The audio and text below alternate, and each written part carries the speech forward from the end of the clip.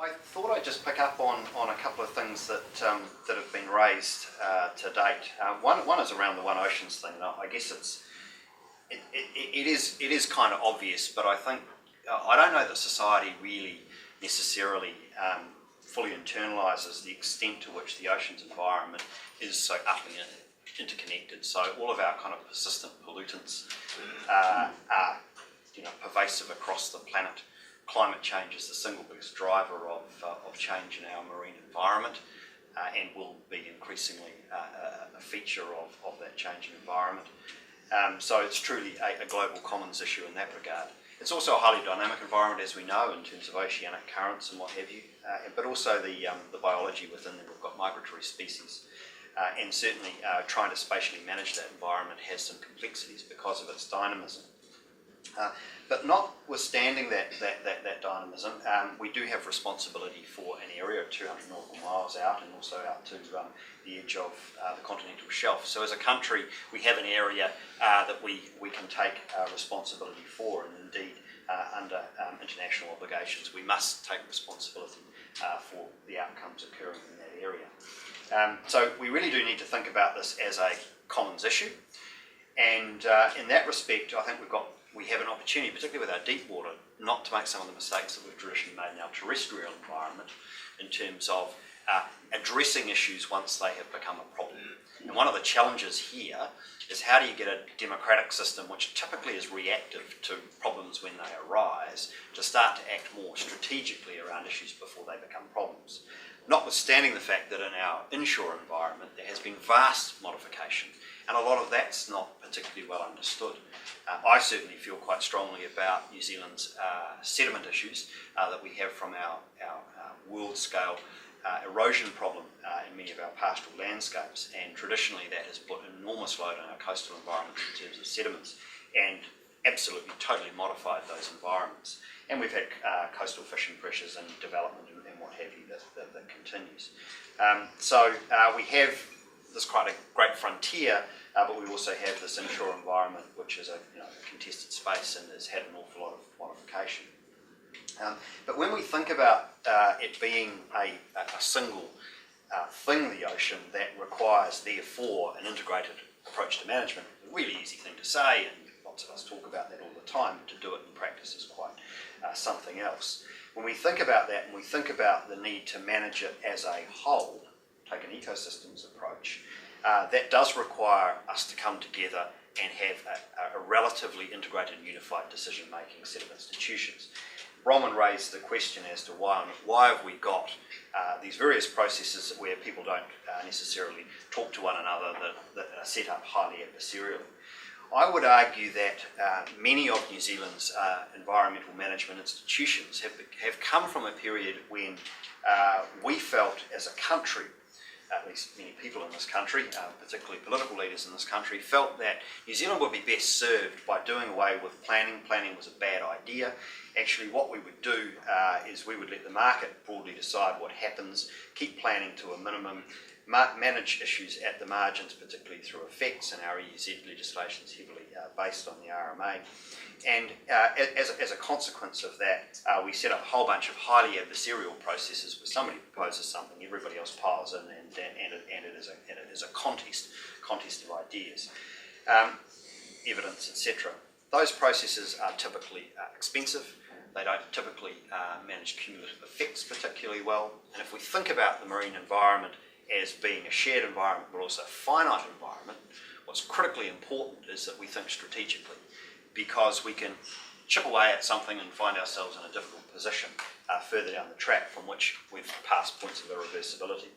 And so the great opportunity with the marine environment that is not yet developed is to think more strategically about how we manage that environment. But that is particularly challenging. And I was actually on the 7th floor of the Beehive about 2 hours ago with ministers talking about our marine environment and the management thereof. And what was striking about that is the government of the day, regardless of what you think about the government of the day, they were genuinely articulating a desire to have public participation in decision making. They want to have high environmental standards. They want to have a precautionary approach. It's set in the EZ legislation. But they also want the economic opportunities in our marine environment to be realised. And it's interesting watching ministers kind of wrestling with all of this, because our default as a society is to run these processes which are highly adversarial. And they give us, in our view, as an agency, some pretty suboptimal outcomes. They create uncertainties, they create high costs for all participants.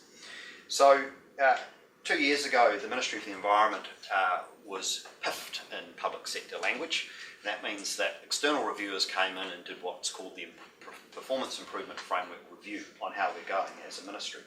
And one of the key recommendations in that review was that as a ministry, we were not leading New Zealand towards what they described as a glide path, where we get more settlement as a society around what it is we want from our environment and how we reconcile our economic, social and cultural objectives alongside that. We have a highly adversarial and expensive system, and we also have a lot of policy lurches, and that's something that I've experienced. I referenced the fact that, trying to get precautionary approach into the Fisheries Act. Many other examples that I've seen through my career where you get a lurch because of a campaign, or you get a lurch because of a particular political preference, and then it gets undone again. And as public officials, and there are many in this room, we all know what it's like to work tirelessly on a piece of work. You get it across the line, and then it gets undone again, and you have to redo it, etc. So we have a lot of revisionism, and some of that's inherent in the democratic process, which in and of itself is a competitive process. But when we're thinking about natural resources that can't afford to have constant oscillation, actually to strategically manage a resource, to strategically manage cumulative effects, to be able to exercise some degree of precaution when faced with uncertainty, you actually have to have some stability in your resource management environment. And that really is the nub of the challenge for us as a country. How do we transition out of a space where a whole bunch of institutions, public and private, are geared towards the great contest and give us this degree of instability, to a space where we actually get more common agreement around what we're trying to achieve, and ultimately we end up doing more planning, more proactive planning. The funny thing about the RMA with the rhetoric around doing away with planning, we're going to go effects-based, well actually district and regional planning still exists within the RMA. Fundamentally it is about planning, and then you either plan by consent, so you plan incrementally, or you actually strategically plan. And even when you don't plan something, you end up planning something because default things happen. So you can't escape this thing that planning happens. And therefore, how do we come together as a society and get better reconciliation of our collective interests on that? So in response to our PIF recommendations over the last couple of years, we've done a piece of work trying to draw on international experience, international literature. We came up with something called the Natural Resources Framework. You can find it on the web, www.nrs.mfe.gov.nz. Bit of a mouthful, but probably with a Google search you'll find it easy enough.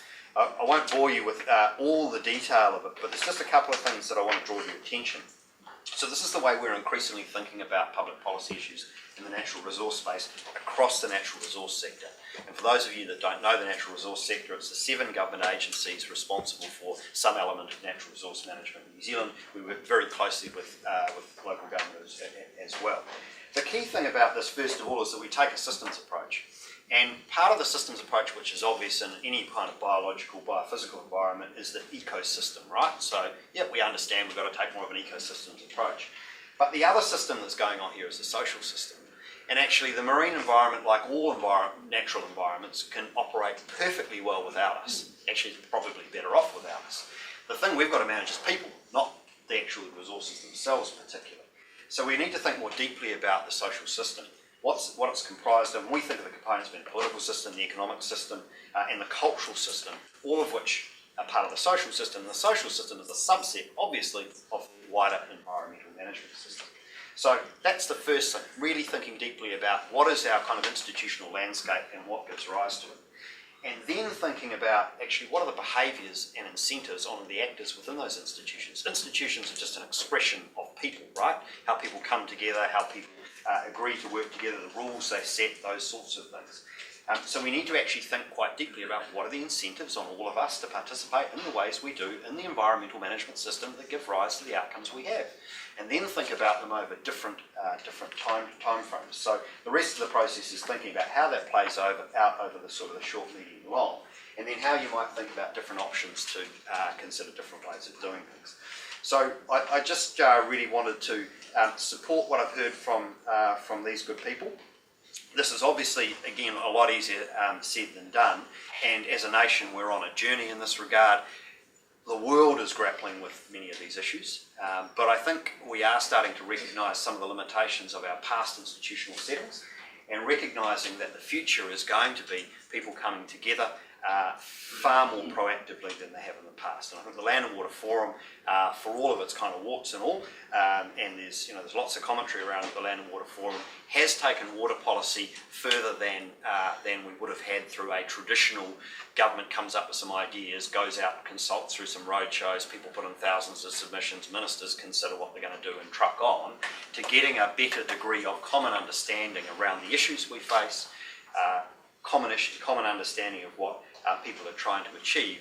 And lo and behold, with the Land and Water Forum, as with most of these collaborative processes, people discover that they've actually got more common ground with one another than they thought they had, or were incentivised to hold and articulate through adversarial processes. So that's very much, hopefully, the future for New Zealand, and I'm hopeful that tonight we can get your thoughts about how, in taking that concept forward towards a more common approach, a more collaborative approach, a more integrated approach, what is it that we actually need to do, actors in the system, to be able to enable that to really flourish and to be truly effective.